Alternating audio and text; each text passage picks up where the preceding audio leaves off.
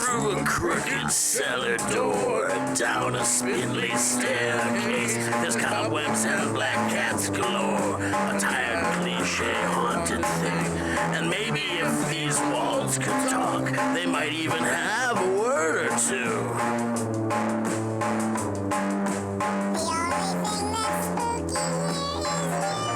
Hello, and welcome to the Least Haunted Podcast, a place where science, skepticism, anthropology, and humor meet to discuss all things haunting, spooky, paranormal, and sometimes just the plain stupid. I'm your host, Cody Franks, and for today's episode, we have something a little different. Back in February, Garth and I took a trip to talk to my good friend and mentor, Dr. Tim King.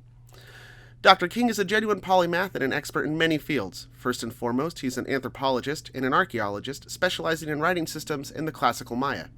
He has taught at Stanford University, UC Berkeley, Santa Clara University, and Foothill College, where he has lectured on subjects ranging from introductory archaeology courses all the way to classes on secret societies, magic, and even witchcraft. He is also an adventurer, no joke. He has explored ancient pyramids and jungles, searched for lost treasures, deciphered dead languages, and he was even the star of a National Geographic special titled Mammoth Unearthed, where he traveled to Siberia and performed a necropsy on a frozen woolly mammoth. Dr. King and I met 10 years ago when he was one of my archaeology professors at Santa Clara University, and we have been very good friends ever since. He was even in my wedding. But for now, please take a listen and enjoy as Dr. Tim King tells me and Garth all about, well, you saw the title. So here we go. Well, what am I talking about today, Cody? Well, we brought you in via psychic link to discuss witchcraft.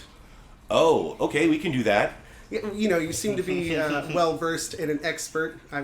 I'd say you're an expert.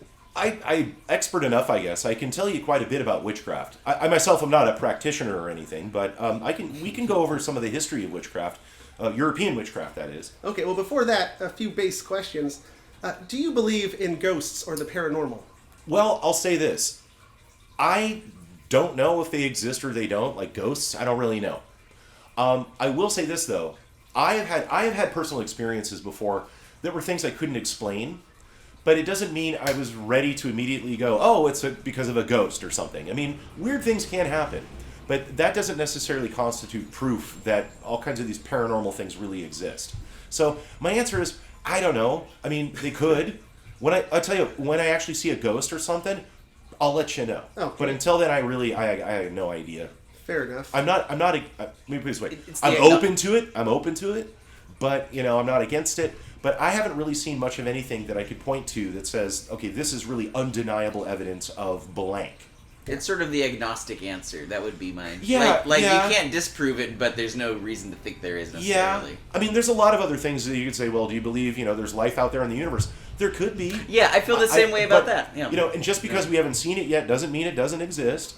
But we can't say that it does exist until we really see evidence. And that's so, for me, it's about being evidence-based and what you consider evidence. What facts, not opinions or interpretations, but things that we can say, this is a fact. But I got this little box with a needle that flips around and tells me things are haunted.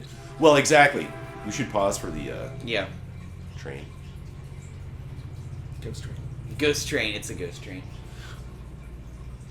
Well, things like, hey, we could go into a place that we know is not haunted with one of these EM meters and, record electronic voice phenomena. We could just go into my apartment with an EM meter, and I guarantee there's going to be hot spots. And it's simply like the wiring in the walls or, the neighbors running the microwave oven or something. So, I don't know. I think a lot of those kinds of ghost hunting shows, I don't think they really baseline their equipment, and so anything they see or whatever, they immediately go, it's a ghost. Oh. We were talking about that earlier. They don't have a control, so to speak, right? You need a control. You need a baseline of what is normal and what is not normal. Let's go into a room we know isn't haunted and calibrate it. I've also noticed that they don't seem very consistent in their evidence. Like they will slide the scale sometimes to be like they go and they don't get what they expect. So then let's make it more sensitive. So we'll point to something else, like, oh well, yeah, we didn't, no full body apparitions, but there's an orb in this picture, or I heard a whisper. And you know what? Every time I've ever seen one of those shows, or even videos like on YouTube, where you see like, look at the spectral orb in front of the camera, it's like dust, or it's a bug, like a flying bug, and that's the thing they never think about is like, that little thing that's out of focus right in the front of the field of view, that happens to be moving like a mosquito, you know, Well, out of focus. They would say, "Oh, well, notice how it goes upward. Dust would be falling with gravity." Well, even that. Are you insane? Have you ever watched dust in Yeah. like a shaft of sunlight? Like air currents are crazy. Yeah, that's not. You know, okay. Occam's razor is something that I think a lot of people don't know about it, and a lot of people who think they know about it don't understand it correctly. Occam's razor is not a principle that the simplest explanation is the correct explanation. That is not what Occam's razor is. Occam's razor is if you have to select between hypotheses, that is, proposals that haven't been proven yet, but if you have to favor one or pick the one that has the least amount of crazy, unverified material in it. I mean, pick the one that has the least amount of unverified material. I'll give you an example. Is it, let's say, you know, I come home and there's a sandwich on the kitchen counter with a bite taken out of it. And I didn't make the sandwich and I didn't eat it. Hypothesis 1. My girlfriend came home when I wasn't around and made a sandwich and then somehow started eating it, got distracted, and left without it. Hypothesis 2. There are sandwich fairies which live in the walls of my home. And occasionally, when I'm not around, they come out, they make a sandwich in offering to me or the sandwich gods, and they left it there. Option 3. Aliens have been observing me as the exemplar form of human. They decided if they can only check one guy out, it's gotta be me. And studying my diet, they wanted to take physical samples. So when I wasn't home, they teleported into my kitchen, they made a sandwich, took a sample, and split. Now, of those 3 possible proposals or hypotheses, one of them has verified material. Someone else has the keys to my home. Someone else eats in my kitchen. That is the most likely. The other 2 require sandwich fairies to exist or for aliens to exist. And furthermore, if aliens did exist, why the hell would they be checking me out? Well, yeah, that's that delusions of grandeur element. Yeah. We see that a lot, yeah. Yeah, the aliens selected you for probing. Yeah, I'm special. Exactly. because of your magic abilities. You know, and so that's the thing is, Occam's razor basically says, it doesn't say which is fact and which is not fact. It says basically, if you've got proposals you need to test out, start with the one that has the least amount of unproven crazy stuff. Yeah. Now, the scary notion would be this. So I favor the girlfriend made a sandwich hypothesis. What happens if I talk with her and I find out she never came in and never made a sandwich? The other 2 hypotheses, I might want to start looking into that. Yeah. Or it's a whole nother thing you didn't even consider. Yeah, exactly. It could be the maintenance man somehow got the keys to my apartment and decided to do some pillaging in my kitchen, you know. But see, that's something that with this overall kind of thinking, a lot of people immediately go, you know, hey, I saw a photo at Loch Ness and there's a mass, a silhouette of something. Immediately it must be the Loch Ness Monster. That still requires an amount of proving it. And by the way, you thinking that silhouette is a Loch Ness Monster isn't proof of the Loch Ness Monster. You have to rule out the other possible options that are less crazy. You'd have to know with certainty what the Loch Ness Monster looked like. Yeah, exactly. As well to know. Maybe it looks totally different. If there is a Loch Ness Monster, maybe it looks totally different than everybody imagines. I think people mix up the terms, the idea of proof and evidence.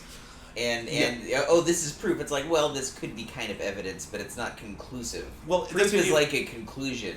Proof. I don't know. Maybe you have there's a difference. Definition than I do. Proof and evidence. Proof is basically to have proof. First of all, you have to have a standard, and that standard is this is the criteria in which we can say this is definitely a thing. And a lot of people, we call it confirmation bias. A lot of people, when they're trying to prove something, they often have a very low standard of proof, you know? Like, again, you see this video with something, like dust or something flying out of focus in front of the camera. And they immediately go, well, that's proof. And it's like, no, your standard of proof is pretty crappy, actually. You need to be checking the other more likely hypotheses, like, is this a bug? Is this dust?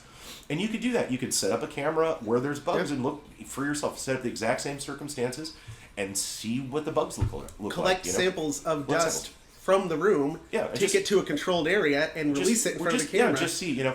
So it's not that these people, it's not like, you know, ripping on them going, you're all wrong, but there's a lot of people that are trying to sort of do what they think is scientific, but they're making mistakes. They're missing some important things. Yeah. Now how does that tie to witches?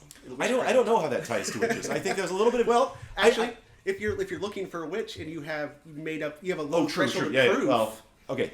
I would say that this little first bit here is sort of just an aside informe for the audience of to think about these things. And if you don't understand like what Occam's razor is, I think I just gave you kind of a nice simple overview of it. Anyway, witches. Witches. Witches. Witches. Witch. Which is which? Okay. What do you want to know about witches? Well, it's too broad to say everything, because we already said like European witchcraft is kind of what you focus in. Yeah, well, it's not I have a focus in it, but it's what I have knowledge of. And let me rephrase it.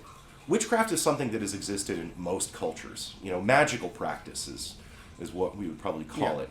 I could talk about European witchcraft.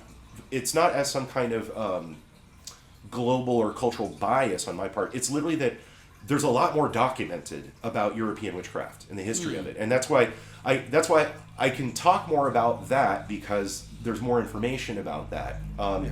And that doesn't necessarily mean that the materials about European witchcraft apply to other cultures, because again, these are just magical practices and they can vary widely across cultures. But this is sort of to narrow down the global field to, let's pick a neighborhood and we'll pick Europe. And because there's a nice rich historical and written record about this. And it's probably what most people are familiar with. Yeah. Harry Potter, or Garth and I were talking about on the drive up here, Macbeth. Yeah, that was something that occurred to me, and I wanted to bring up just because I saw Macbeth, and I'd never read it or seen it till last the fall. Scottish play. Yeah, and they had the Weird Sisters, and being a fan of Harry Potter, I didn't realize, that's where that came from. Right. And there's some like double, toil and trouble. There's all these little things that I think must have been, I don't know, Shakespeare created that, and that became a trope of witches since then. Well, I think I don't know if he created But that maybe so he much didn't as compile so it much in as one that's place. what was going on around that. Oh, okay. That is, I don't think he invented that image of witch. It's that was sort of the prevailing view, and he decided an interesting thing. Let's make them characters in this play. He may have made, I guess it was, he gave witches some popularity by putting them in his play, and for people to kind of go, oh, cool, they have witches. Yeah. But some of those things that the Weird Sisters were saying in the play, it's not like he created all of those terms whole cloth. Those might have been Eye of Nude. All those things would have existed already. Perhaps. Yeah, I don't. Eye of Newt, real quick. Well, do you know what Eye of Newt is? What? Oh, do you do? Yeah. Eye of Newt is actually a term for a mustard seed, because a mustard seed resembles the eye of a newt, and it used to be a kind of a way people refer to mustard seeds. no kidding. That was just a normal recipe. Yeah. In a normal broth. They're just making make. a big old batch of chili or stew or something. Interesting. I've been making condiments all wrong. Yeah. Ew, damn it. Okay, like I would say witches, so when we're talking about witches, for one thing, it's an informal practice. It's not some formalized thing. That is, witches weren't like following specific rule books and things like that. It was really just sort of a loose, informal practice. It was done primarily by women, and when we say witch, that's let's strip away our conception of witch from like Harry Potter and all these other things and Shakespeare. Basically, go far enough back in time, pre-Christian Europe. You had a lot of towns, villages. There isn't such a thing as a doctor, and often the older folks would probably be more knowledgeable about these things because they've had a lifetime to acquire information and pass it on and whatever. And things like midwiving is a guaranteed necessity for a medical practice. I mean, every village has children. It would be good if we had someone who knew how to make that happen and help out, in troubled pregnancies and to manage the pregnancy. And of course, are you going to have a less experienced midwife or a more experienced midwife? You want like the old lady who has basically managed hundreds of births. I mean, she's going to be the good one. And so you have these people in your community that it's not like their job or something. It can be, I guess, but it's that they happen to know a lot of stuff. They happen to know, like, hey, when you have a cold, let me go out in the forest. I'll be back in 20 minutes because I know exactly what to prepare if you've got a good, like, head cold or something. And so you have these women, primarily. I mean, there were men doing this too, but it seemed that when Christianity beset Europe, yes. It was pointing the finger at the women in particular doing this. And so you have these old women that are practicing medical practices, but they're also doing divinatory practices. That is to say, they're doing predicting the future and things like that. And this wasn't something, like, they didn't have the monopoly on this. I mean, a lot of people, even now, still do superstitious things. You flip a coin. I know people that take fortune cookie fortunes seriously. And you know what I mean?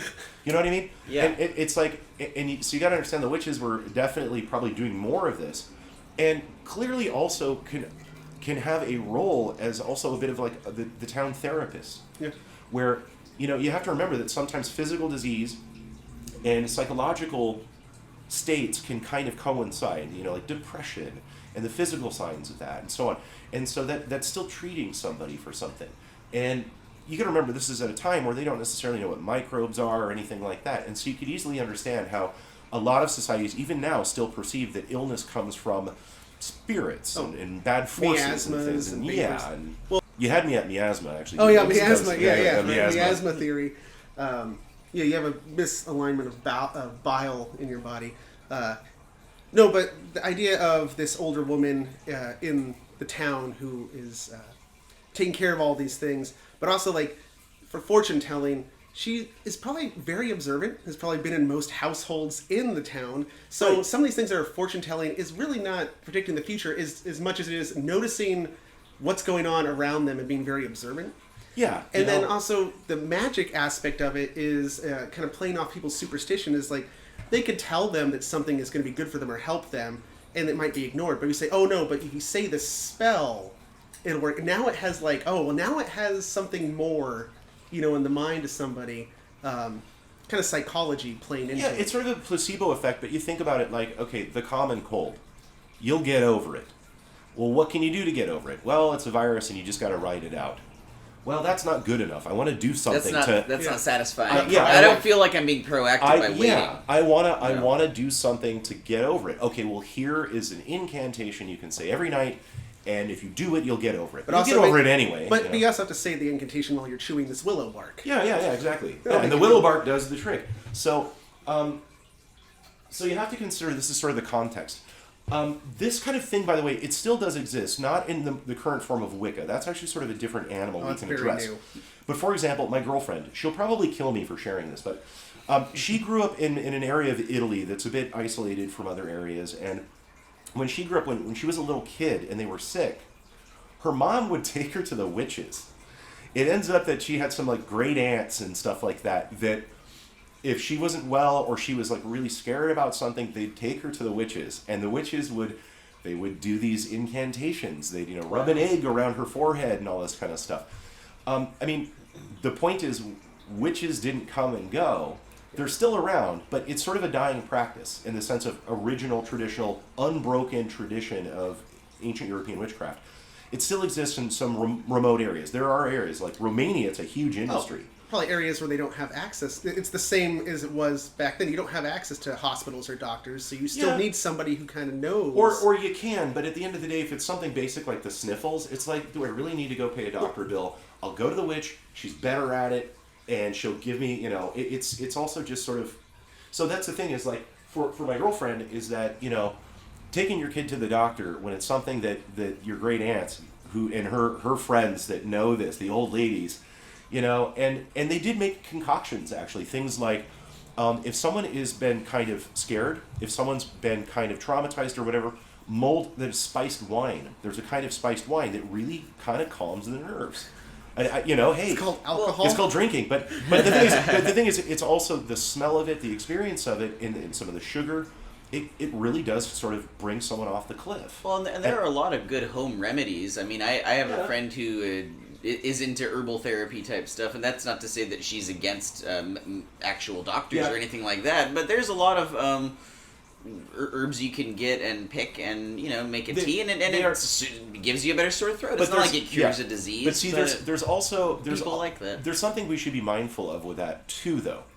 Is, for example, a lot of people will just look something up online on like sort of like a new age herbal cure kind of stuff, and not being well informed, and end up taking these cures, like going and buying some kind of herb that you come to find out you're highly allergic to. Oh yeah. That's a good point. Like anytime I have a cold, I always have some well-meaning friend go, "Oh, you should take echinacea," and it's like, "Oh, no, I'm not. It will make me heinously sick because I'm allergic to it." And I actually did know someone when I was young in college. She died from basically the self-herbal stuff. Really? It caused. Wow. It basically Yeah. I guess the lesson is internal bleeding and sepsis basically led to her death. And I'm not against these kinds of cures at all. But I think also there needs to be adequate information. And Gwyneth Paltrow is not necessarily going to be. I don't think that's well researched. Well, and maybe the lesson is if you're going to try some new thing, do it a small amount to see if you are allergic. Also note that like every homeopathic remedy or herbal supplement on the package, it always says this has not been evaluated or approved by the FDA. Yeah. And I've done probably a dozen FDA drug studies in my life. And there's always a list of things that they tell you, like, stay away. Or they ask me every time I go in, are you taking any herbal supplements? Yeah. Have you been in contact with, like, St. John's wort? Yeah. Or, there's a list of things that, like, will interact with medications. Yeah, you need to have that information. Yeah. So, say you are somebody that's on, like, a beta inhibitor, and they get sick, and someone's like, oh, well, you know what you really need is you need to eat a bunch of grapefruit. Yeah. And then now they've got toxicity of the liver. Yeah, because a grapefruit has has agents in it that basically slow down metabolism of certain medications, and all of a sudden you'll get blood serum overload. Things like ginseng, that's a thing of like, well, it's good for your health and whatever. Yeah, but it has components in it that if you take enough of it, it jacks up your blood serum, your blood serum testosterone.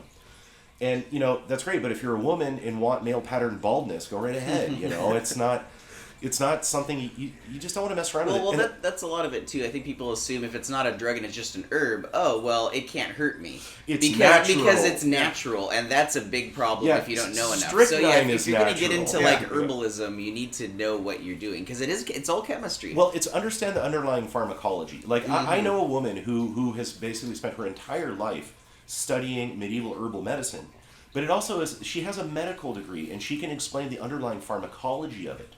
Mm-hmm. So when she recommends something, an older woman too, she's retired. She's effectively she's a witch. She's the witch. She's awesome. She's super cool. And it's not like anytime you hang out with her, she's trying to like diagnose you or give you stuff. But there's times where it's like it's like sounds like you got some allergies going on. I'm like I do, and she goes, well here, if you take this, give it a try, see if it works. It's known to have an effect on the sinuses, and I'll take her up on it. But anyway, back to actual witch, like the earlier witches, right? Yeah. And so this is kind of a loose category. I don't think, if we go back to pre-Christian Europe, that it was necessarily like this woman is the witch. It's more like, like my girlfriend. It's like, well, my great aunt and her friends. Well, my mom will take me to them if something's going on, and it. But she does use the term the witches and kind of giggles about it. She's like, yeah, I think there were witches, because they did do these kind of little incantations in this language. I had no idea what language they were speaking, but it wasn't mine. I could probably say both my grandmothers were witches. They fit that category, matriarchs who had a bunch of, like, one was Italian, my Italian grandma, who would tell me about, like, you got a wart, bury the dishcloth in the yard, and by the time that dishcloth goes away, your wart will disappear, right? Wow, really? Warts just go away with time anyway. And you just ruined a dishcloth in the whole time. well, she had lots of uses for dishcloths. You can cure hiccups with a dishcloth. Wow. Anyway. So what ends up happening is you have this informal practice.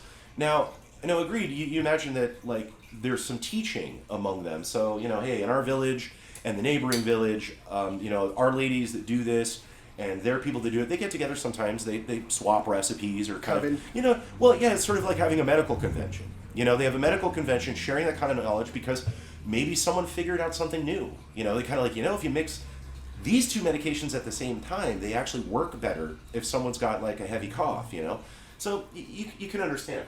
And no doubt, like most other traditional practices, it's passed down, My father was a brick maker, I'm a brick maker, my kids will be brick makers. Oh, well, the Masons. Masonic Secrets was just a bunch of people who were educated in a craft who kept that knowledge in their guild, and then So, I'll give you an example outside of European culture, is that a friend of mine, good friend of mine, he's Quiche Maya. He's Maya from southern Guatemala, in the volcanic Guatemalan highlands. And he grew up in a really small town. Well, his mother was the town midwife. And older lady, kind of spooky. She was responsible for delivering 1,000 babies in her lifetime, and she also was the one that if women were having any kind of women's issues, they would go to her and she'd help them figure out what's going on. Like maybe you have a UTI or something like that. And his father was also the town curandero, they would say, which is sort of the equivalent. His grandfather, that is, would also be like, hey, you know, if there's problems in the household, you could go to him also, and he'd figure out, like, you know, hey, what's going on? And sometimes he would do divination. And so it's interesting. So my friend Miguel, growing up around this, could tell you all kinds of stuff that the average person couldn't, because his parents and his grandparents had been doing this. It was part of the family tradition. He didn't pick up that tradition. He went on instead to run a travel agency. But he's very familiar with this stuff, and he knows a lot more practices. And so this kind of stuff still goes on in the world in different cultures. Well, it's interesting, just through osmosis, even though he wasn't specializing it or intending to, he just picked up on that. Because he had it around him. Yeah. You know? Well, now he does travel magic. Yeah.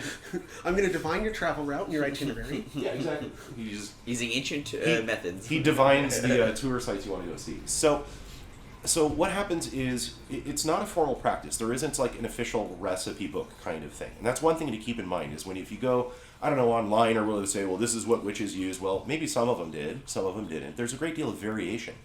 And even during medieval times, and Renaissance times, like, again, the apothecaries, people who were making pharmacologically active ingredients and, you know, from nature and so on. There's even variation in their recipes. So this isn't an official practice where it's like, you're a witch, you're not a witch. And using the term pagan is just a reference to anything non-Christian, you know. It's like, sure, witches could be considered pagan, so could everybody else who was not identifying as Christian at the time. So there's that. Some of the terminology gets used incorrectly. So one of the things we hear about witches using are charms or spells or incantations, sometimes called a magical formula. It's not just witches that use those. And by the way, what that means is basically often uttering words that somehow activate the spell, that activate the magic. We actually do. Most of us are not even aware of it. We actually do incantations and charms and stuff on a daily basis. When you say, have a good day. Oh, yeah. By the way, a good spell or a good charm we could refer to as, we could call it a blessing, and then a bad one we would call a curse. Or a hex. And so you tell someone, have a good day, you are literally wishing upon them a good day. You wish someone happy birthday. It's the same thing. When you say cheers or to your health, we would call a drinking formula. That is, when you do a toast. Bless it is you, usually, Gesundheit. Yeah, it's usually the same thing. And when someone sneezes, you say Gesundheit or God bless you, whatever.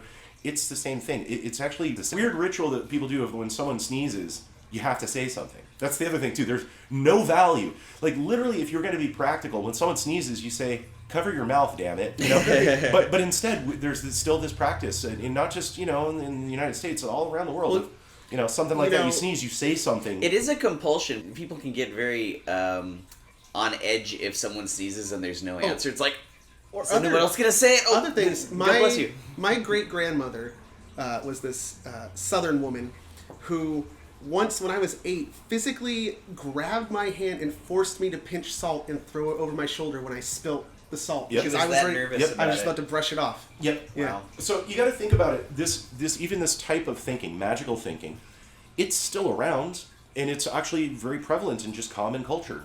You know, the whole thing. Everybody I know in the U.S. knows about the whole penny thing or coins on the ground, right? You know, there's different versions of it, but it's like you see a penny on the ground, pick it up. But if it's face down, some people say if it's face down, then you have to flip it over. You leave it alone, but you just flip it over because you can only pick it up if it's face up. My friend always said an incantation when he would pick it up. He said, what was it? Oh, find a penny on the pick it up. You have every day, you'll have good luck, something like that. So you have the thing of like these sort of, you know, abracadabra, hocus pocus, or these different incantations, and they can be like healing spells. They can be curses also, and that's the other thing to consider is that at least of the curanderos I've met in Guatemala and Mexico, it's not necessarily good or bad. It is simply affecting nature, affecting people through supernatural means. And that's something people need to understand. We talk about witchcraft and we talk about magic. It's different than religion. Witchcraft is not about worshiping something. It's not about nature worship either. It is about altering or affecting one's universe or the universes of other people by supernatural means. And that's what it really is, and that's what magic is. There's no evidence, like in early European witchcraft, there's no evidence that there was some kind of worship going on, that it wasn't deity worship. or nature worship. There's little evidence for that.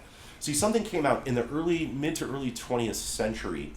It was called the witch cult hypothesis, and it was still called the hypothesis. It's been disproven. It's been completely demonstrated to be just false. It was an interesting thought, but there's no evidence for it. There was no substantial evidence for it. Was that there was some kind of pre-Christian pan-European pair of deities, a goddess, the Earth Mother goddess, and all that, and then a horned god, and that somehow Christianity turned the horned god into Satan, and then just completely denied the goddess. There's no real evidence for that. I mean, you do have these Ice Age female figures that are very Rubenesque, but we don't entirely know yet what they were, and they existed for such a long period of time that they could have been perceived as different things for different levels of civilization. And so we don't really know. And so anybody making real hard claims that this figurine, we call them like a Paleolithic Venus figurines. Those very round ones. Yeah, and there's lots of them. There's so much variation. But see, anyone insists that this is an Earth Mother goddess. What's your evidence for that?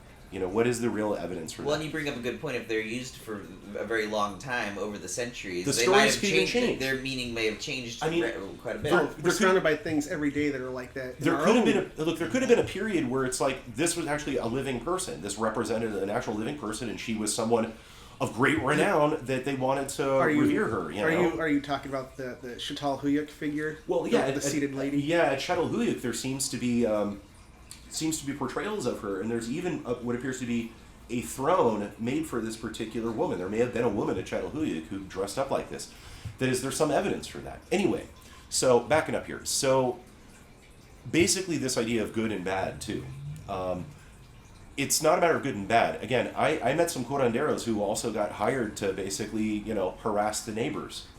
I've seen like documentaries of Romanian witches where they're nowadays getting hired more often to do bad stuff, where it's like, my neighbor is annoying, would you do something about it? Or my ex-business curse them. Yeah, my ex-business partner is causing problems. Can you make him? Can you make his wife leave him, and stuff. And again, the real underlying thing we have to remember is it's about trying to change your universe through supernatural means. And natural means too, a lot of, again, herbal medications and so on. Actually, at that time, that was medicine. There were no pharmacies where they're synthesizing drugs. If you needed something to stop a cough, you got to go out into the forest or go to the old lady in town who knows all about it, and she has all the plants probably already growing in her backyard. And there you go.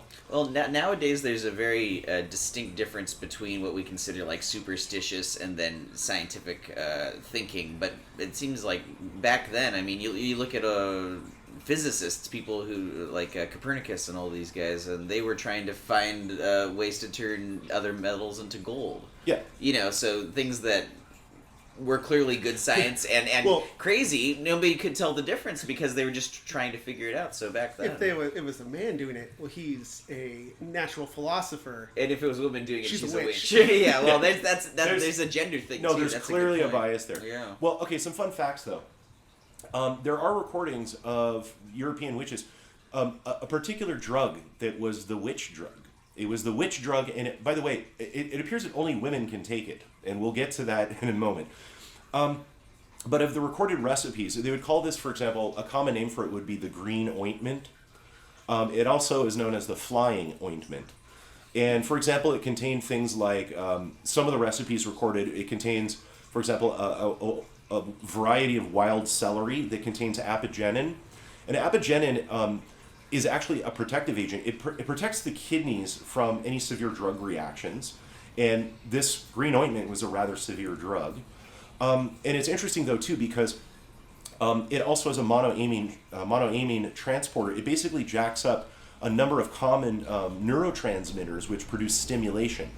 And fun fact is it also affects endocannabinoid receptors. So effectively, this ingredient in the green ointment, it helps to protect your kidneys from any severe stuff while this stuff is in your system. And it also affects a sense of arousal and sexual stimulation, which I guess there's a great combination. A lot of people would be looking for in a drug. And then it also would contain what's called wolf's bane or monk's hood. And this contains a number of really powerful neurotoxins called aconites and pseudoaconites. And these things were often used as hunting poisons. They like paralyze you. And so, I mean, literally things like for killing bears and whales, you would poison spear tips with this stuff.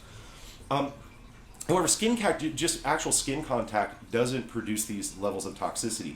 That's why you'd have to get it in the bloodstream with like spears and things like that, and you've now paralyzed a whale. But putting this on a topical application, it basically has a number of sort of effects, a numbing kind of tingling effect. And what's interesting then is the antidote for any kind of poisoning of this is atropine, which is also found in a number of other plants. And it ends up that another ingredient in this is atropa belladonna, known as belladonna, which basically contains levels of atropine and hyoscine. And so what's interesting is they're taking something that kind of makes you numb and tingly with a topical application. Would be kind of dangerous if you got it into a deep cut or something. But meanwhile, atropine, which actually counteracts it, is also in the medication. So they kind of balance each other out, where the atropine prevents you from getting numb or paralyzed. And then the byproduct, basically a bit of a hallucination. I heard you say cannabinoids earlier. Is that what that was? Well, yeah. Well, see, atropine is also an anticholinergic, and that basically means that the neurotransmitters going from your nerves to your muscles, it is an anticholinergic. It kind of blocks it, so it causes muscle relaxation. This is what happens when people, for example, ingest or smoke tobacco, is the nicotine actually kind of relaxes your muscles.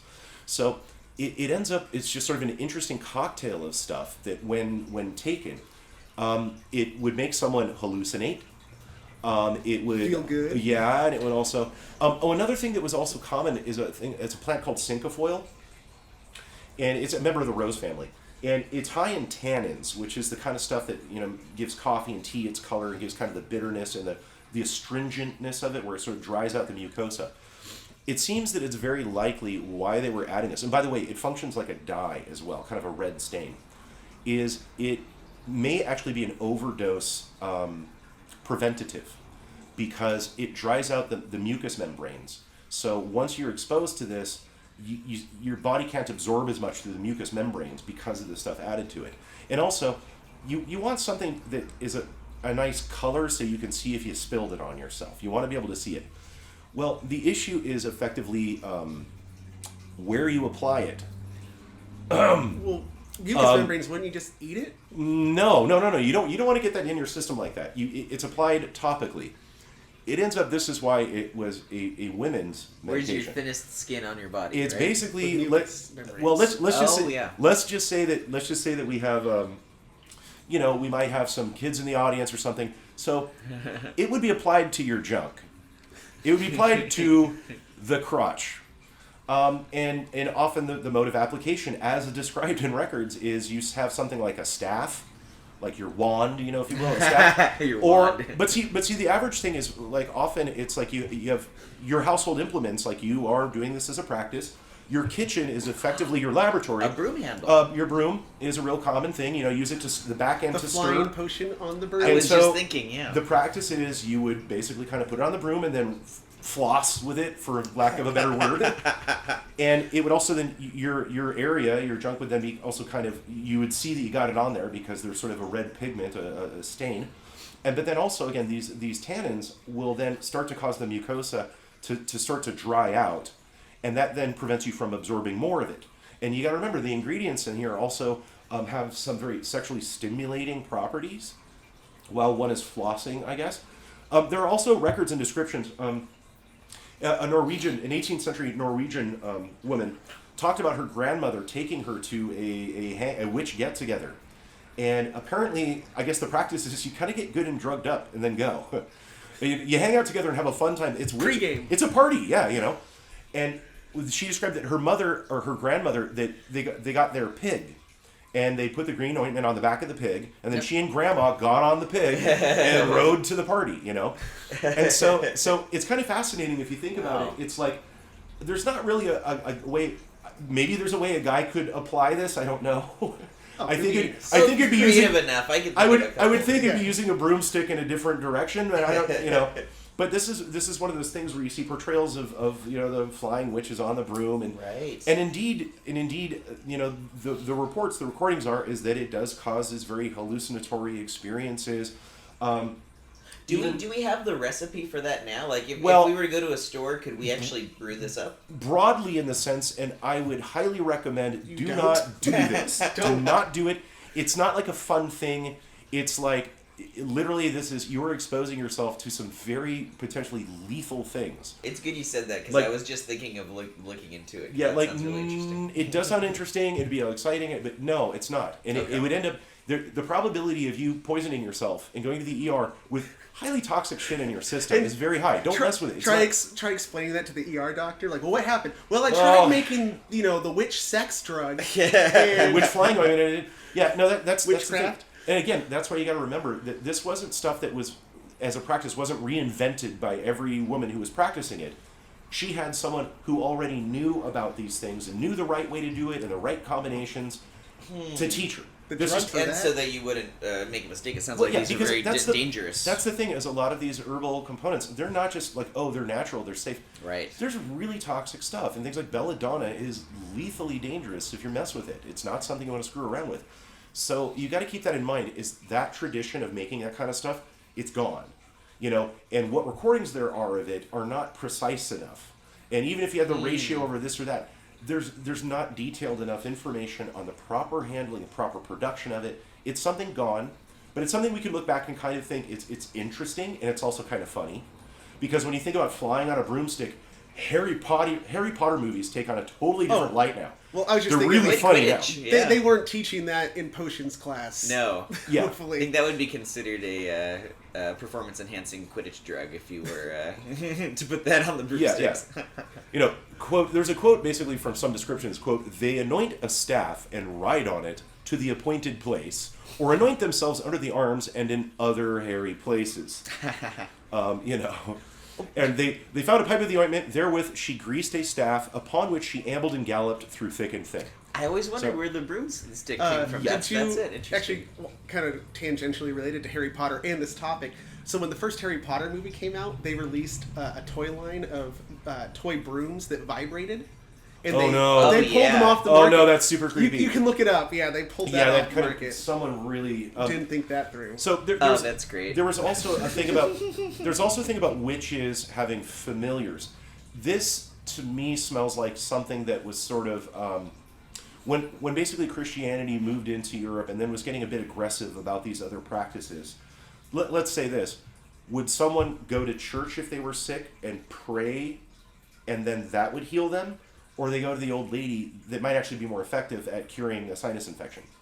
And so you could see there was definitely some rivalry going on there. And then it really evolved to the point of when you start having inquisitions and things like that, where it's like purging it out. And so you got to find a way to also then scare the public about these practitioners. So that became the thing that if they worship the devil. There was no worship. Worship wasn't worship of anything really wasn't in these old practices.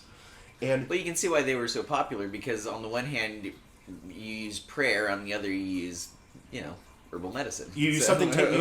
Something that can something a bit more tangible, and so you got to keep that in mind. Is that somehow there was a sense that a lot of Christianity was feeling threatened by these practices, and so you have things like familiars, spirit familiars, where witches have toads or cats, or certain animals, rabbits or pigs that worked for them, or spiders, and you could see that as kind of a bullshit thing here, where it's like, well, did the witch actually come into your home and curse you? No, but her rat did, and it just, so whereas you could think, practically, an old lady who probably lives on her own, has a whole bunch of dry goods and herbs stored in her house, doesn't want rats in her house, and she knows, keep a few cats around for company to keep the rats out of my medicinal stock. What are the odds that someone had a pet? But if you're a witch, then that's somehow not a pet. It's your demon familiar that is either teaching you the ways of the dark arts and things like that. An interesting thing, though, about the clothing, the stereotypical witch clothing, the black pointy hat and like the black cape and all that kind of stuff. In the 16th century, do you know what that kind of outfit was called? Clothing. Yeah, right. It was women's clothing. I was just thinking like, a sugarloaf hat and When we kind of look at when every Halloween rolls around, there's always these decorations with the witch kind of stuff. Well, if you happen to be in 16th century Europe, that outfit was called clothes. Everyone dressed like... Not everyone, but most people did. Those pilgrims were all witches. I mean, yeah, that's true. You can find like these 17th century portraits of like English noble women, and like, why is she dressed like a witch? Because it was what they wore. That was the fashion at the time.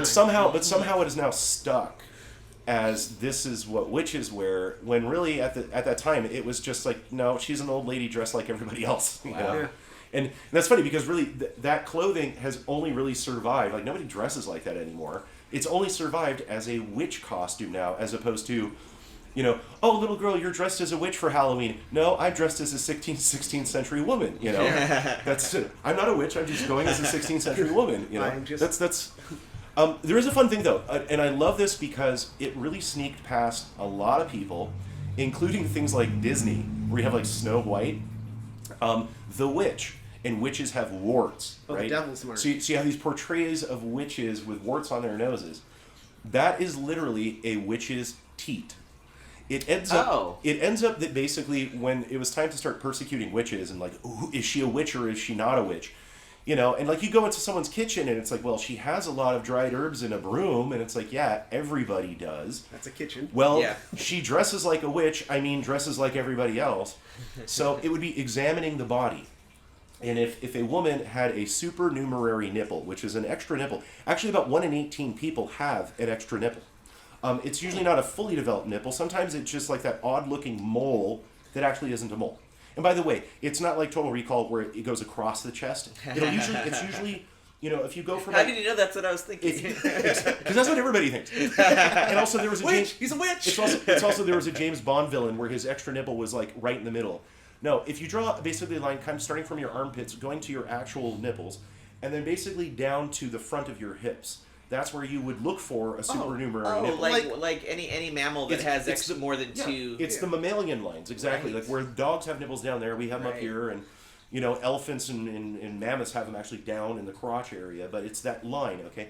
If you have an odd-looking mole or more, that might be a supernumerary nipple. But 1 in 18 people have it. Everybody at home checking. You're now checking to see. Everyone at home is now lifting their shirts. Yeah, exactly. If you're listening to this while driving, don't pull up your shirt and check. Or a public place. Okay, well, so that was like the devil's mark, and that was basically an indicator that you were a witch, and that was a mark the devil left on your body because you had now made a covenant with the Prince of Darkness. Well, they decided to really loosen the criteria, so it didn't actually have to be a supernumerary nipple. A wart is also a witch's tit. And so if you had warts, that also counted as a nipple. Or a birthmark. Well, I don't know about birthmark, but I know warts and extra nipples. And so what's funny is there is an old expression that my grandmother used to say about cold as a witch's tit. Yep. And that's, I've heard that. And see, that's the only reference I heard. And then when I started researching it, I realized, oh no, that was a thing. A witch's tit is a thing. And apparently they could also... if they happen to have a sexual union with a demon or the devil, and we're going to have a child, a cambion, which is the offspring of human and demon, they basically had to breastfeed their cambion continuously for 49 days from their witch's tit. And if they failed to do it, they'd have to start over, basically, if they interrupt the whole process. So apparently, if you had this lady in town that had a lot of moles, and if you didn't see her for 49 days... you got to be worried that she's got demon spawn going on there. Yeah. Yeah. Witchcraft, witches. Witches. Witching. Witches, everybody. So yeah. So hey. So what if you were plagued with a witch? Like what if? Again, I mean, you could be a witch and not necessarily always do good stuff.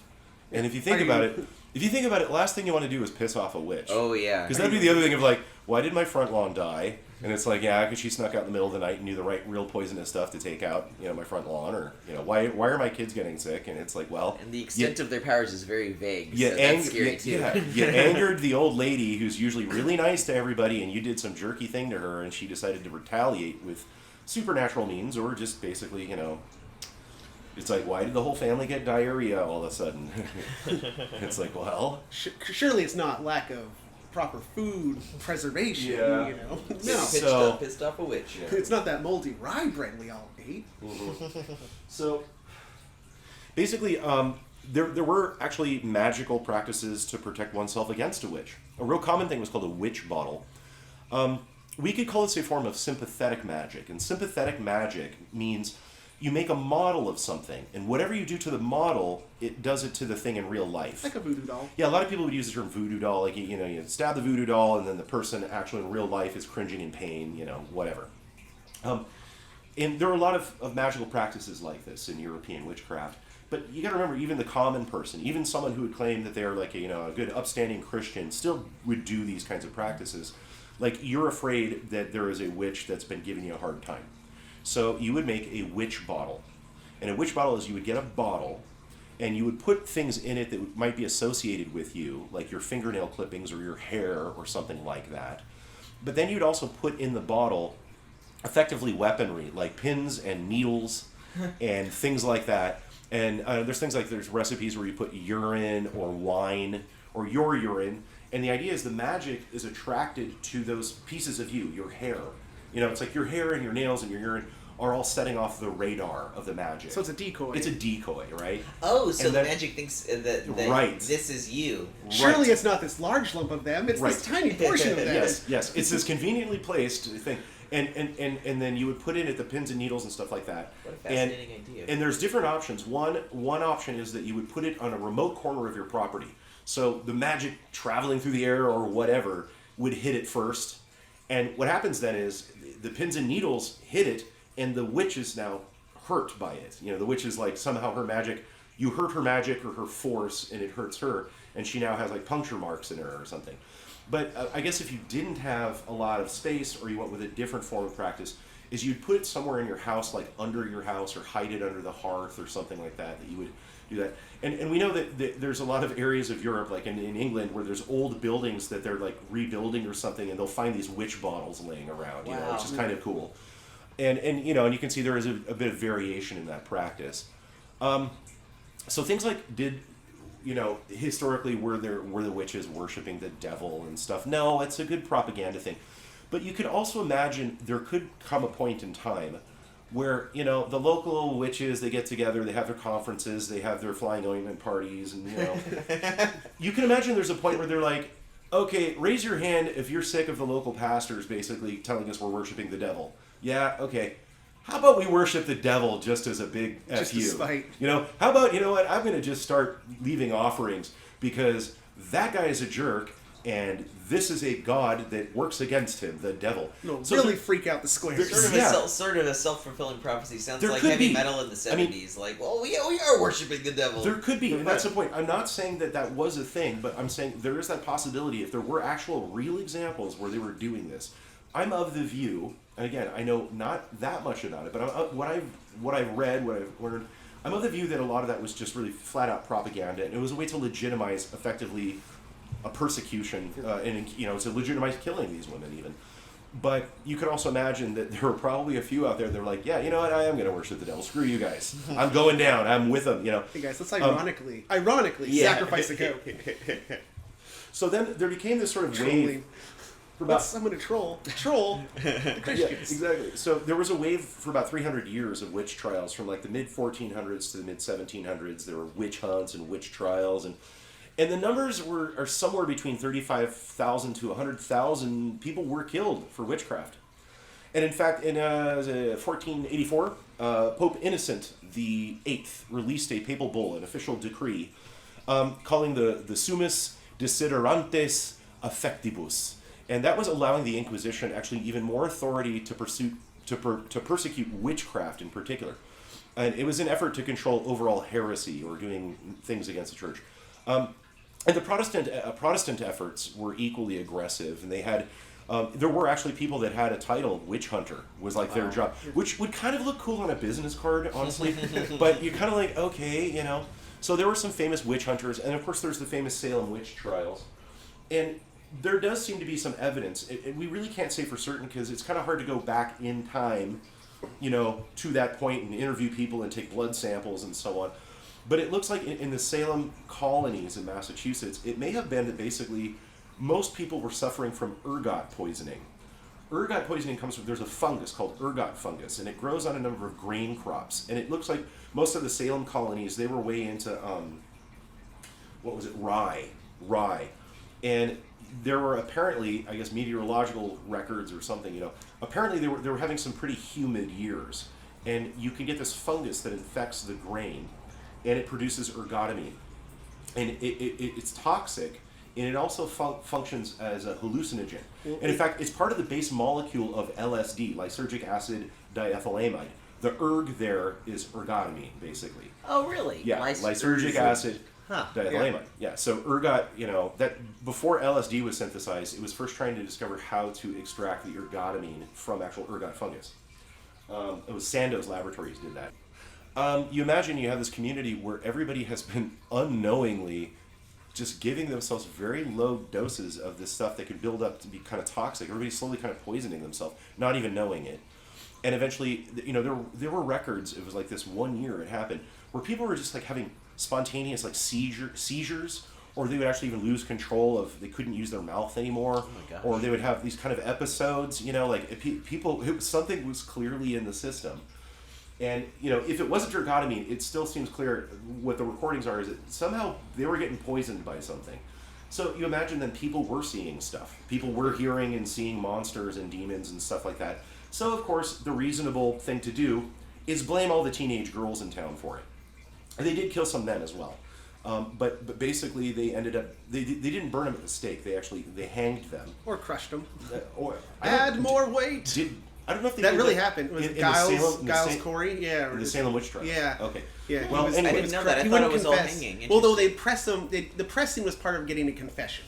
Yeah. Okay. And so they pressed him, and he would refuse to confess. And then he died. Yeah, they crushed him. Okay, so that's a good zombie movie death right there.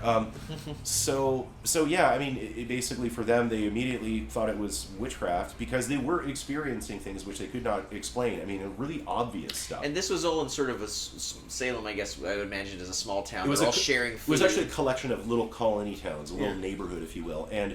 They're all getting their food from the same sources, effectively. Right. Yeah, and so okay, that makes sense then. So you can see basically it's like everybody was getting drugged, and one good candidate is ergotamine. It seems like that's the best candidate that would describe these kinds of symptoms. And so basically the whole town had kind of gotten itself sick. Their food supply was tainted. And of course, where's it coming from? It must be witches. Well, who's a witch around us? All right, everybody, pull up your shirts. Let's see your nipples. Let's see. And somehow, of course, it became really clear that it was a lot of women, and young women in particular, they decided to blame for that. So, goes to show you. And you can imagine the witch trials, 300 years, about 35 to 100,000 people were killed because of this cockamamie stuff, where it's like, no, everybody got sick because the town well has gone funky. There was like a dead rat in there or something. But their explanation is, well, it must be a witch. Let's kill that old lady, and everything will be better. Have you heard anything about the theory that a lot of these outbreaks, because they were persecuting witches and hunting them this whole time, but there were certain periods when it would like really pick up and become like outbreaks of it, but they seem to be tied to other civil unrest or war. Really? That was going on. So like the Salem witch trial was in close proximity to, was it like King Philip's War that happened in the colonies? Well, I wasn't aware. I was not aware of that. Yeah, or like the 100 Years War. Is the theory that then it would be exacerbated by just attention in the society? Yeah. So yeah, people are more likely to freak out. Okay, but here's an issue. Here's an issue with that. We would need to look at. Here's an issue with that is that could be confirmation bias, because if we're to say, okay, here are the peaks in like witch hunting, and were there major events that happen around that? Major events are always happening. That's true. You know what I mean? Yeah. Major events are always happening. That's like right now with the coronavirus thing. Someone's like, there's this thing going around that every 100 years there is a pandemic. It's like, no. Like within every decade there's a pandemic. It's not like this is the 100-year cycle of doomsday. It's like, no, there's a pandemic. It's like, I don't know if you're when paying there's a pandemic to... every 2 years, sure, there's also one every 100 years, because that's the 50th one. Yeah. So I don't know enough information to say if there was some correlation between surges in witch hunting and some other political events. There certainly could be, and it could literally just be that there's like, I don't know, it's a propaganda thing. It's like how are we going to make the community feel like we're doing a better job of making it moral and holy and whatever is like, well, let's show them something physical, bad people, an actual person that is the source of evil now that we will purge from our community, and let's go get that old lady with warts. She's an easy candidate. We could fast forward to the 1950s in the United States and England, and a lot of I try to explain to my students, and you try to imagine what the 1950s was like. Culturally is very different than it is now. Understatement. Any kind of things like any sort of gender equality, any sort of racial equality was nothing like that. And you even think about like the culture, it was really kind of plain vanilla, kind of boring. It's like, I hear my parents talking about, when they were in the 1950s, and it's like the most exciting thing is fixing up your car and then going and driving to the malt shop kind of thing. You're like, ooh, the school dance. And that was like the highlight. You got to remember, again, it's like drive-in movies and stuff. It was kind of boring and very homogeneous. And also, when we think about religion, there weren't many options in the United States. You were either Catholic or Protestant, or this thing called Judaism that a lot of people didn't get. And you got to imagine, then there became this revolution. By the late 50s, there became a counterculture movement. And from that, we got hippies and things like that. And we got a lot of... It was a time also for empowerment, where people decided they were sick of having the same limited menu of things, of how to live, things to believe, of the kind of friends they could even have. And so there became this great amount of social change, which I think was really, for the most part, really for the good. And, the next thing you know, like, the Beatles now have a guru from like India, I think. Oh, that's right, yes. And so this becomes a thing now where it's like, everybody goes nuts, and they start, perhaps reaching as far away around the globe as they can for some new kind of spirituality, some new thing to believe in. And so with that, you have the New Age movement. And that's really, and I don't know if you can give the baby boomers credit or blame them for it. I don't know what your take would be. I think they go together, yeah. But if we back up to a bit before that, there was this guy named Gerald Gardner. And he was a bit of a character. He was sort of a self-proclaimed anthropologist. And he was also, by the way, mind you, he was a self-proclaimed anthropologist. You envision that guy with he had like sort of crazy Einstein sort of hair sticking up, and old guy, but he's the kind of guy that would wear like khakis, and he would actually go out to the remote deserts and things like that. He was really obsessed with the occult. And he had actually been a member of, I don't know, something like over half a dozen secret societies. That was a thing that was actually really fashionable around the late 1800s, but trickled into the 20th century. And so he was a member of all these different secret societies, the Rosicrucian Order of Crotona Fellowship and stuff like that. And he was super into the occult. And again, you got to remember, he was a bit of a self-professed anthropologist. It didn't mean he actually had a real formal education in a lot of this stuff. No degree on his wall. Yeah, but it was interesting. You can imagine, I mean, I could kind of respect that. The guy was really into this stuff, and there was a lot of it around, and he thought it was cool. So it ends up, to my recollection, it was that he ended up running into a group of women who, in England, I believe, who they say, we're witches. We are a coven of witches. And his thing was kind of like, cool, can I join? It was like, you can immediately tell. He's like, oh my God, you guys are doing that? Cool, I want in. And this was around the time when this witch cult hypothesis was being tossed out there, primarily promoted by this anthropologist, and she was a first-wave feminist, Margaret Murray. She was a big proponent of what she was calling the witch cult hypothesis, that again, Christianity had sort of wiped out this earlier religion all over Europe, where it was an earth goddess and a horned god, and they turned the horned god into our image of the devil, which, by the way, is incorrect. It wasn't some, like things like Pan or Puck, pre-Christian religions, that became the image of the devil. It seems very likely that our image of the devil, like the goat-headed guy, it came from ancient Egypt. The god, really? That's interesting. The god Set. No, and by the way, see, Set was not originally the bad guy. He was just Osiris's brother. But then there became this cult of Osiris, who became like the hero champion of the gods, and they had to make a bad guy, so they basically stuck his brother with like a Cain and Abel. Like, interesting. Set used to just be the god of the deserts and sandstorms and so on, but then they had to have like a bad guy to. You can't have Superman without Lex Luthor. Exactly. And so basically, Set became this archetype for the force of evil. Like, you have things like the scapegoat. There are a number of Judeo-Christian demons. I think Azazel or whatever. It's like the demon of the desert, where it's a goat. In fact, the whole concept of a scapegoat is this ritual. It's in the Bible. Of you have a goat, and you take all of the bad from the village, and you put it onto the goat, and you send it off into the desert, where the Azazel or other demons go to collect it as an offering. And that's probably a vestige borrowed from Egypt. So Set, you have portrayals of Set in a number of different forms, but there is one where he is basically like a ram-headed figure. The British Museum has actually a really spooky statue of Set.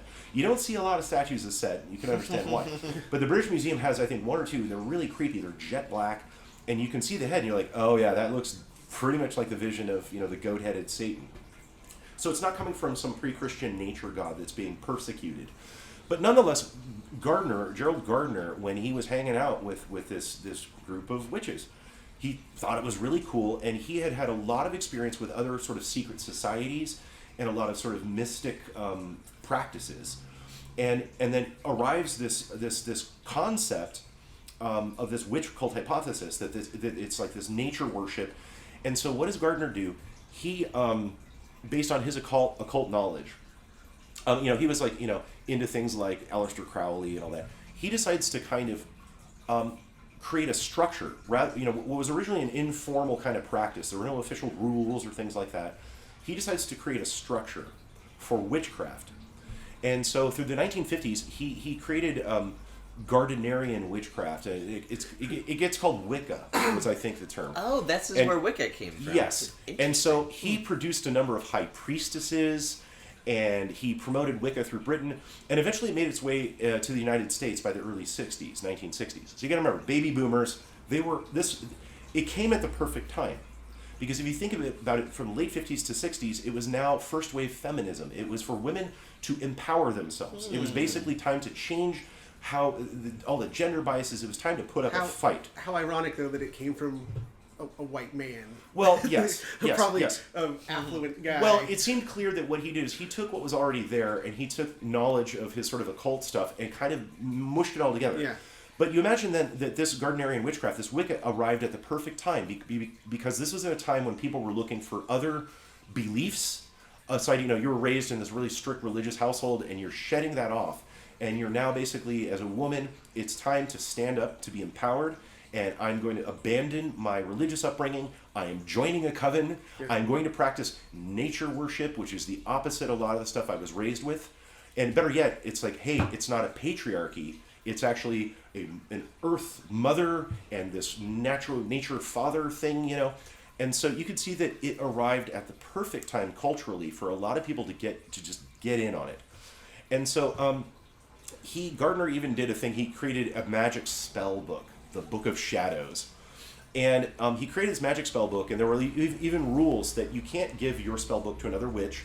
The other witch has to copy their own book from yours if you want. And by the way, when you die, your book must be destroyed with you. It cannot exist. And then basically, what's funny is that the Book of Shadows, there's some people basically started looking into Gardner's methods and whatever. And it ended up that in an occult magazine that had an ad for one of Gardner's books about the occult. Next to the X-ray specs. Yes. In an ad for one of Gardner's books, there was an ad the next page over that basically it was a title for an article, and the title was called The Book of Shadows. So Gardner looks at the magazine and checks his ad for one of his occult books, and then the article written on the next page right there is The Book of Shadows. He's like, oh, that's perfect. And he goes, that's a cool name, because it is a cool name. Yeah. The Book of Shadows is a cool name. I don't blame him. That's the sequel to Blair Witch, by the way. I'm curious about this guy's attitude toward this, because it sounds like he's just into it as a sort of a fanboy or just a fan of this sort of an idea of anthropology. Yeah. But then he's setting all these rules down. So is he forming a religion here, or is he having fun? That's a good question. Or is it? What is his attitude? That's a good question. It's that he had been a part of a number of these different occult secret societies, and so he meets this group of women who are practicing witchcraft. I don't know exactly what they really were practicing. Maybe they were practicing things they'd heard from their grandmothers, or I don't know, or they were getting it out of books or something. But that he was like, oh, cool, I want in. Yeah. And then what he did is he took what he knows about how to structure an occult society and what's effective, what is appealing about Freemasonry and what is not, and things like that, right? And kind of made a structured system. But the fact is, he had changed the practice. What he had created is not the magical ancient European witchcraft. This actually has religious elements because there's the element of worship, of worshiping divine beings. Which was not part which of the... did not ever seem to figure into the origins of European witchcraft. That was just not a thing. It's like, hey, I'm kind of like the town midwife.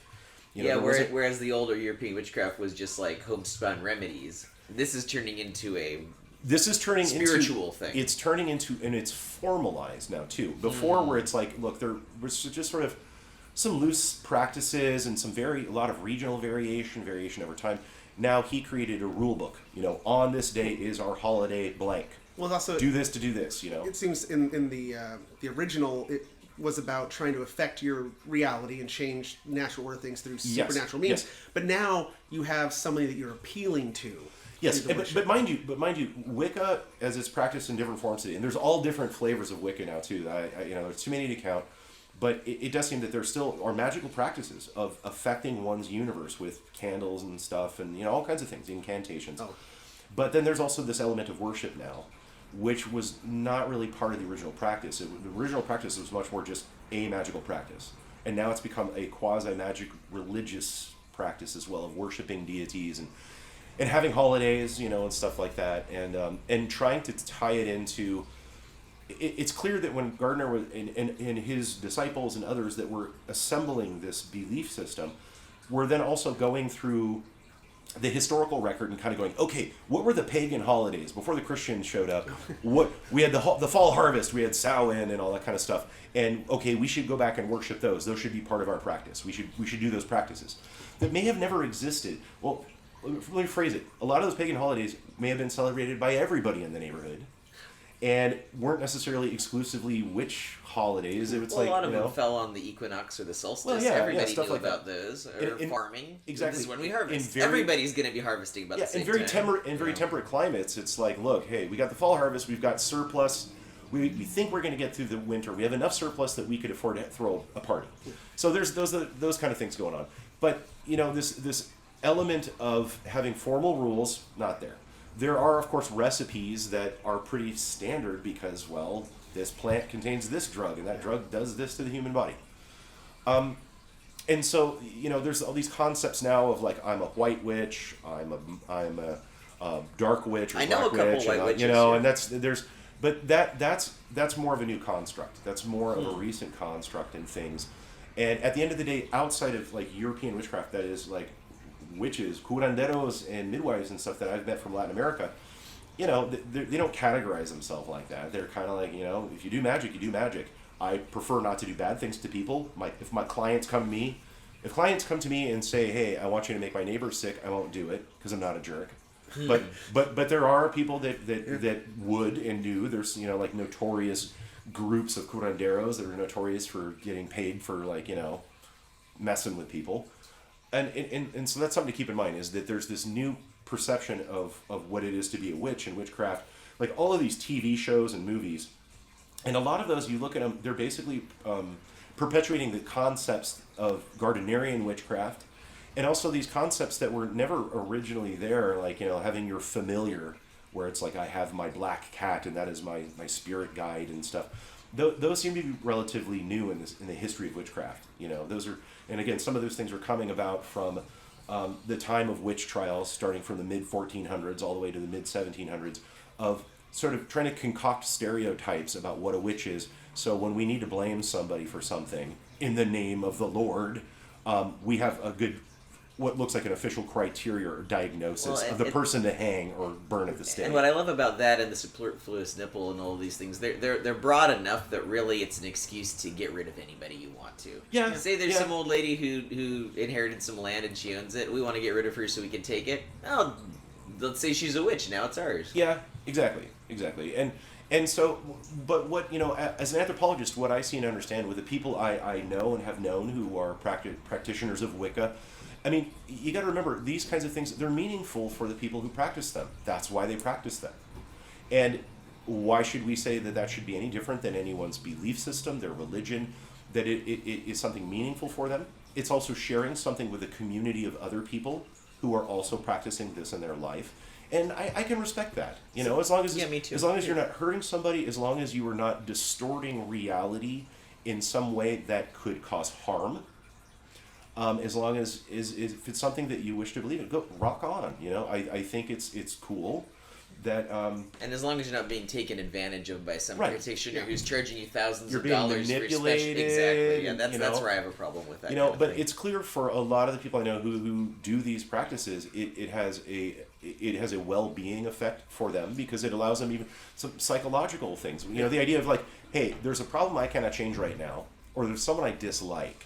Now, do I walk up and just yell at them or punch them in the face, or can I do something that gives me the feeling or sense that I'm doing something to kind of get out some of those bad emotions? I know, I'm getting the candles out, I'm going to get out the candles and burn some rope, Well, and it's easy to say that, they're just making that up or they're fooling themselves, but boy, if it affects your perception of something and is a way for you to release anger and anxiety, I think it is doing an act. It is doing a ceremonial act that allows one to deal with first of all, address the issues, and to do something that you helps you to feel like you are doing something about that and making an effect. And maybe they are, maybe there are people out there who are actually doing it and it works. I don't know.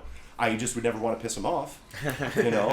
Why am I having nightmares all month? And I think that's great. And again, this happened for a reason. Like the taking of witchcraft and kind of creating this interesting structure for it and creating communities around it. It is meaningful for the people who do it. And it's something they can share together. Right. I feel like they're part of a It's kind group. of divorced from its origin, Gardner coming out and saying, and now it's morphed into something that actually has this broader purpose that works. That's something that I want to emphasize in this podcast, though, is the thing to keep in mind is that original old school European witchcraft is modern, like Gardnerian witchcraft. Wicca is not a continuation of that tradition in an unbroken fashion.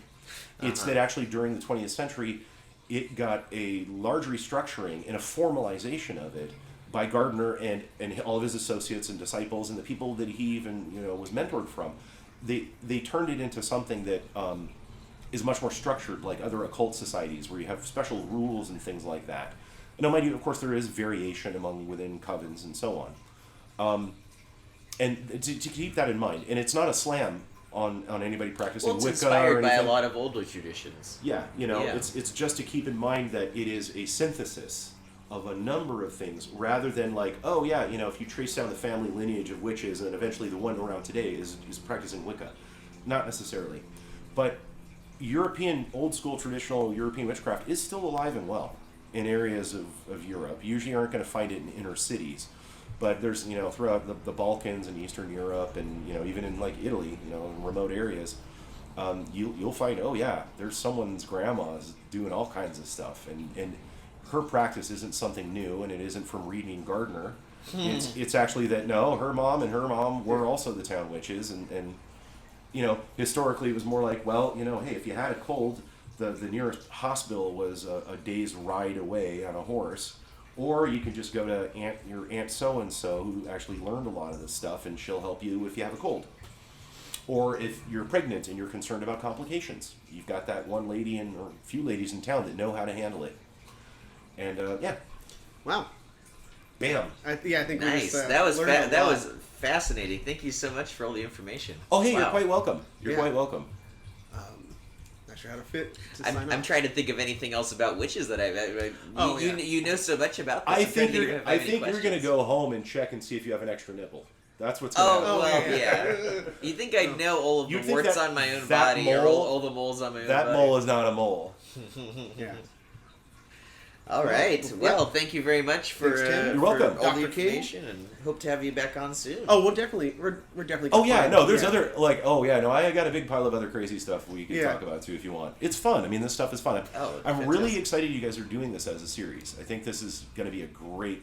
I mean, this is going to really take off. Oh yeah. So thanks. Yeah, we're trying to like we said, we take a skeptical view on things, but as you were saying also, as you were talking about not judging people. Well, and not to be a wet blanket. I mean, no. it's fun to talk about these things and to acknowledge the usefulness of it, even if we don't believe it ourselves. Yeah. You know, Yes. That doesn't mean it can't have power in the world because people do believe in it. That itself is a sort of subjective reality. Yeah, I mean, the point is, I am not reality. one to say whether or not like someone is doing magic or not. I don't know, but I can tell you the history of what's going on, you know, or at least as much as I know. That's all. Yeah. But witchcraft is a fun topic, I think. You know, this I hope your listeners actually maybe learned a few things about it. And now Harry Potter flying on a broom just seems so totally funny in a very different way now. Yeah. You have to revisit all those books now.